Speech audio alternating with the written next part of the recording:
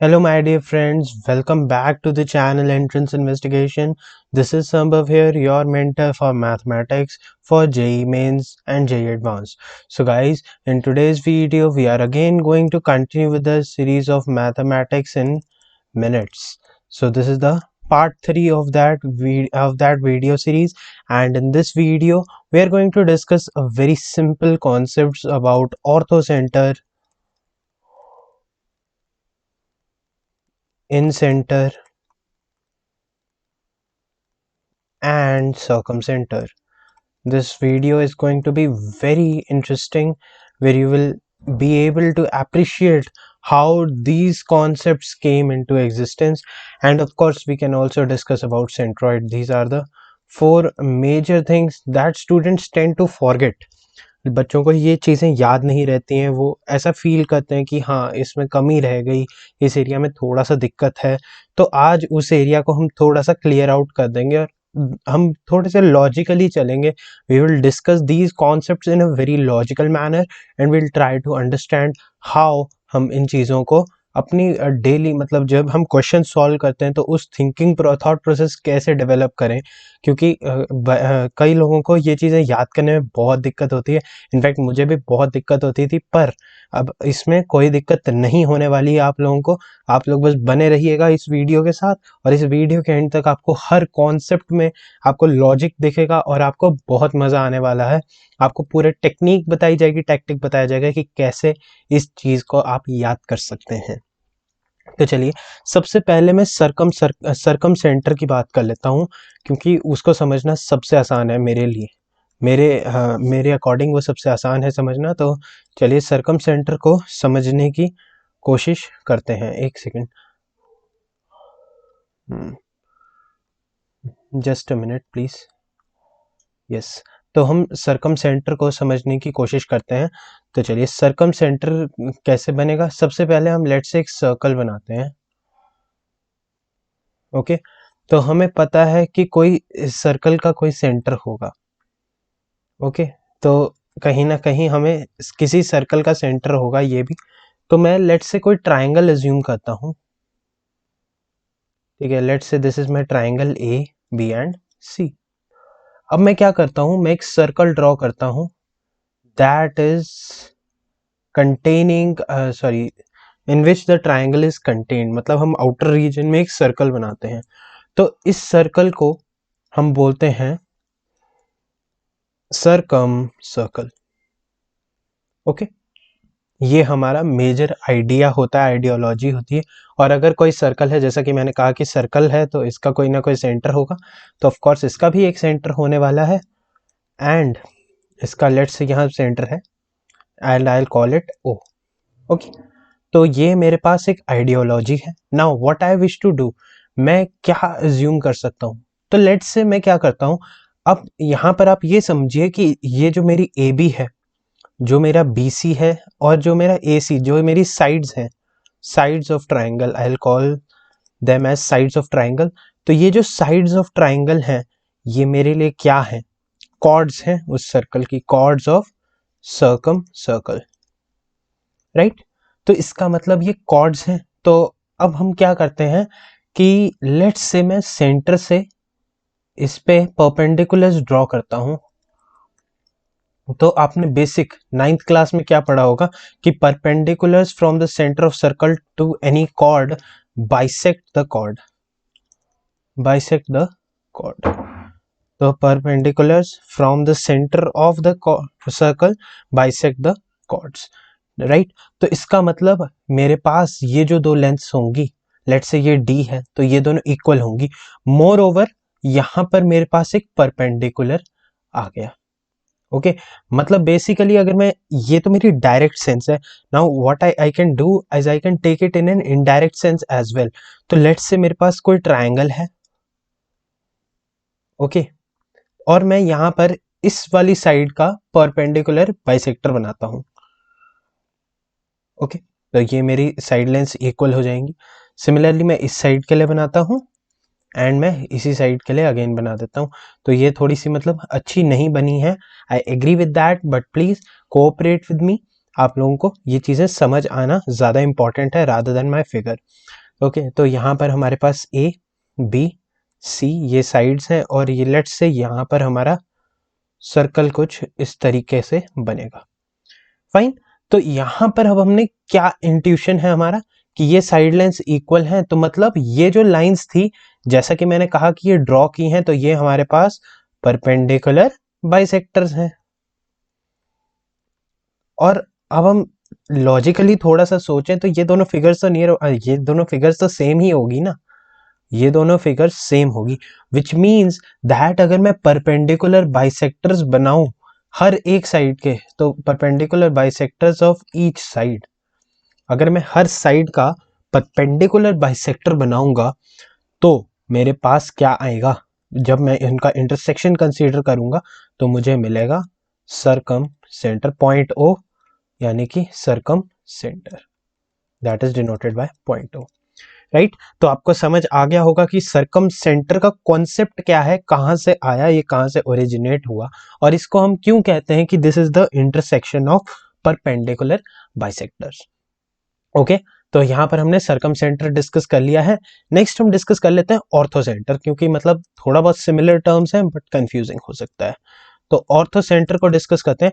तो ortho centre means मतलब कहीं ना कहीं ऑर्थोगोनल, ऑर्थोगोनल, ठीक है, आप लोगों ने ये सुना होगा, मतलब कहीं ना कहीं परपेंडिकुलर से रिलेटेड है, राइट। तो मतलब अगर कोई चीज परपेंडिकुलर से रिलेटेड है तो मतलब उस केस में अगर मैं किसी ट्राइंगल के लिए बात करूं, क्योंकि ये प्रॉपर्टीज ऑफ ट्राइंगल है, तो अगर मैं किसी भी ट्राइंगल के लिए बात करूं, तो यहाँ पर अगर मैं बात करता हूं कि यहाँ से मैं अगर देखो, ट्राइंगल में अगर दो ही तरह के परपेंडिकुलर्स हो सकते हैं, एक तो परपेंडिकुलर बाइसेक्टर्स जो हम जनरली कंसीडर करते हैं, तो एक होते हैं परपेंडिकुलर बाइसेक्टर्स और दूसरे होते हैं altitudes.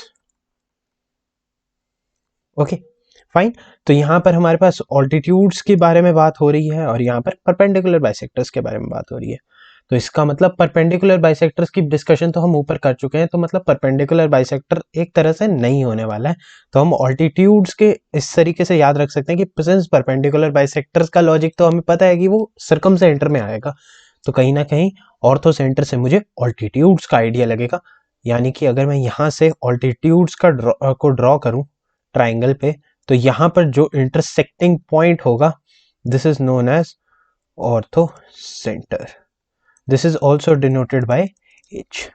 Okay, so what I can say is that my ortho center is the intersection of altitudes. Nice. तो ये हमारा ऑर्थो सेंटर का कॉन्सेप्ट हो गया, सरकम सेंटर का कॉन्सेप्ट हो गया।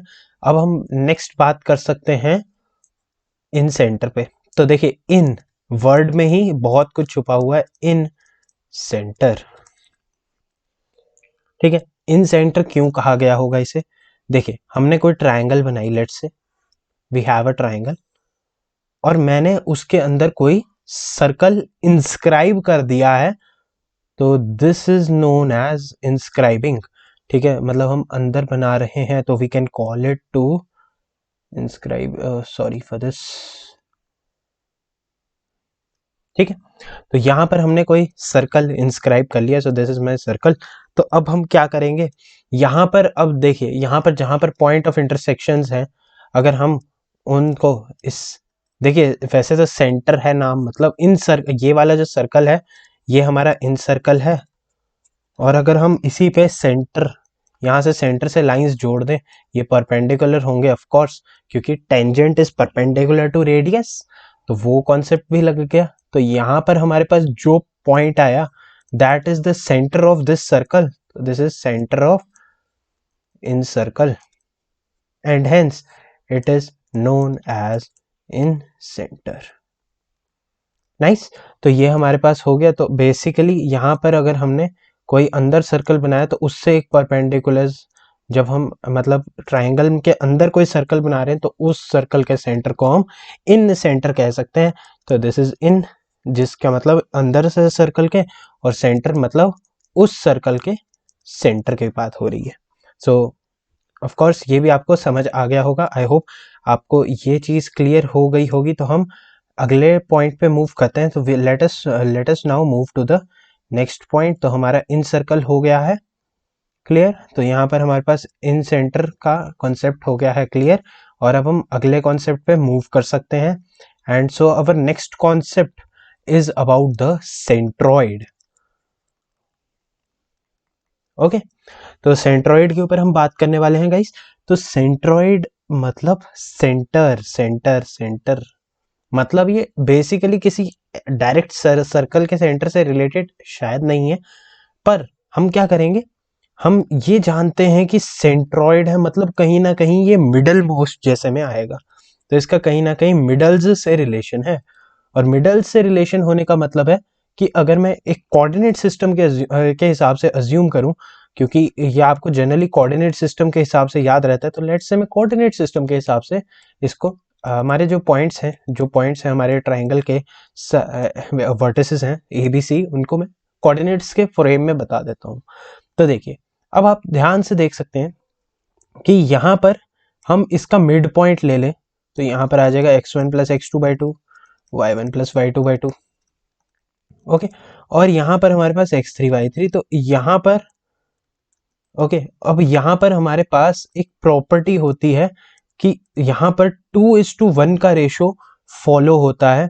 तो यहाँ पर हमारे पास आएगा 1:2, ठीक है, क्योंकि वो हायर साइड की तरफ को अलाइंड होता है, क्योंकि मिडल मोस्ट पॉइंट है। तो वो सेंटर ऑफ मास, आप मासेस रख देंगे तो मासेस के बेसिस पे भी आप इसे जज कर सकते हैं। एक्चुअली वो हेवियर साइड की तरफ को इंक्लाइंड होता है, इस हिसाब से यहाँ पर हम 1:2 के रेशो को जज करते हैं। तो व्हाट आई मीन टू से इज कि यहाँ पर हमारे पास लेट से लॉन्गर साइड है। तो यहाँ पर लेट से मेरी जो ये वाली साइड है, this side is my longer side. तो मैं इसे मेंशन कर देता हूँ, this is my A, this is my B, this is my C। So my AB side is assumed to be longer side.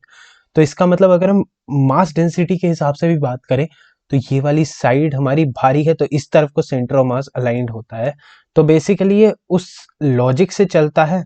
और एक्चुअल में हम बात करें तो यहाँ पर ये इन पॉइंट्स से पास होता है। यहाँ पर जैसे मिड पॉइंट है, इधर भी ये जो पॉइंट होगा ये इन दोनों का मिड पॉइंट होगा, और यहाँ पर भी ये मिड पॉइंट होगा। तो बेसिकली ये लाइंस ऑफ कोर्स परपेंडिकुलर नहीं होती हैं, और बेसिकली ऐसी लाइंस को जो दूसरी साइड जो हमारी, जब हम उन्हें ज्वाइन करते हैं किसी भी अदर वर्टेक्स को, ऑपोजिट वर्टेक्स के साथ, तो उस वाली लाइन को बोलते हैं मीडियन। और हमारे पास जो point of intersection of these medians, so the point of intersection of these medians is known as centroid। ठीक है, तो बेसिकली यहाँ पर हमारे पास जब मीडियंस का इंटरसेक्शन हुआ, देखिए मीडियंस मतलब जो दो हिस्सों में डिवाइड कर देगी लाइन को, बट नॉट नेसेसरीली परपेंडिकुलर। देखिए, तो यहाँ पर हम एक बार वापस थोड़ा सा रिकॉल कर लेते हैं कि चारों स्टेटमेंट्स हैं क्या हमारे पास, ताकि ये चीज़ें आपको मतलब अनफॉरगेटेबल हो जाए, आपकी जो सेकेंडरी मेमोरी है उसमें चली जाए। तो अगर हम बात करते हैं, देखिए, तो हम बात करते हैं सबसे पहले, अगर मैं परपेंडिकुलर बाइसेक्टर्स बताऊं तो वो कहाँ से आए थे, वो किसी सर्कल से हमने जब कॉर्ड खींची थी, कॉर्ड्स की तरफ को हमने रेडियस से सेंटर से हमने जब कॉर्ड्स के ऊपर रेडियस को हमने कॉर्ड्स के कोरिस्पॉन्डिंग रेडियस पे हमने जब भेजा था, तो यहाँ पर ये बाइसेक्ट हो जाती हैं, जिसकी वजह से ये हो जाता है हमारे पास circumcentre. And this is basically intersection of perpendicular bisectors. Okay, अब हम नेक्स्ट चीज की बात करते हैं। देखिए, एक है हमारे पास इन सेंटर कि हमने कोई सर्कल बनाया जो मतलब इसमें अंदर, इसके अंदर जा रहा है, ट्राइंगल के अंदर है। तो यहाँ पर जब हम इनको ज्वाइन करेंगे तो यहाँ पर जो हमारा point of intersection of these होगा, जो बेसिकली सर्कल का सेंटर होगा, तो इसको हम बोलते हैं इन सेंटर। ठीक है, सरकम सेंटर, इन सेंटर, और हमारे पास है ऑर्थो सेंटर। देखिए, अब ऑल्टीट्यूड्स ड्रॉ कर रहे हैं हम, तो ऑल्टीट्यूड्स ड्रॉ करते हैं तो यहाँ जैसे आएगा, तो यहाँ पर ये जो पॉइंट है this is ortho centre. Okay, तो इसको हम जैसे जनरली इसको डेफिनेशन से एच से डिनोट किया जाता है, सॉरी इसको ओ से डिनोट किया जाता है, इसको एच से डिनोट किया जाता है, और इन सेंटर को आई से डिनोट किया जाता है। और हमारे पास एक होता है centroid, that is intersection of medians. Okay, तो ये इंटरसेक्शन ऑफ मीडियंस हो गया, इसको हम जी कहते हैं सेंट्रॉइड को। ओके, एक और इम्पॉर्टेंट रिलेशन जिसकी मैं बात करना चाहूँगा, तो हमारे पास जो एच जी ओ है ना, अगर हम उन्हें ये देखो, ये कोलिनियर होते हैं और हमारे पास इनका रेशो होता है 2:1। यानी कि हमारे पास अगर हमें ऑर्थो सेंटर नोन है और हमें सरकम सेंटर नोन है, तो हम सेंट्रॉइड के कोऑर्डिनेट्स बहुत आराम से निकाल सकते हैं यूजिंग दिस रिलेशन। मतलब जैसे अगर ये x1 y1 है, ये x2 y2 है, तो ये हमारा जो एक्स वाई होगा उसको हम निकाल सकते हैं यूजिंग सेक्शन फॉर्मूला। ओके, तो इसी के साथ मैं इस वीडियो में आपके अलविदा लेता हूँ। धन्यवाद दोस्तों, आपने वीडियो को पसंद किया होगा, आपने वीडियो को देख लिया होगा, और मिलते हैं अगले वीडियो में। आई होप आप लोगों को ये वीडियो पसंद आया होगा। गाइस, लाइक कर देना, शेयर कर देना और सब्सक्राइब कर देना चैनल को। मिलते हैं अगले वीडियो में। Until then, bye bye, take care, thank you very much.